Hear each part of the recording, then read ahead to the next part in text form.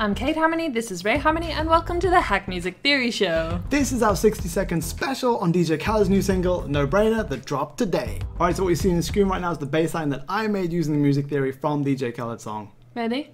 Let's do this. Your 60 seconds starts now. Okay, so this song is in a major key, and to keep things simple, we're using C major here, which is all the white notes from C to C. The main feature of this bass line, which is really cool, is this non-diatonic note right here. So non-diatonic note is a note that's not in the scale. You can see it's a black note, it's supposed to be all white notes. That's the minor third, which is 3 semitones above the root. And it goes from the minor third straight into the major third, which is 4 semitones above the root. And using both the third from the minor scale and the major scale blows the lines, and 30. It's really cool. So throw the minor third in before the major third of your bass line, and you're going to get that no-brainer sound.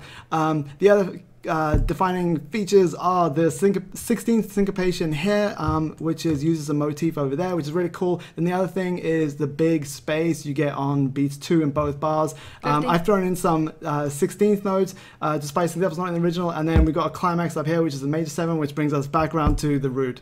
Ooh, you're done before 60 seconds.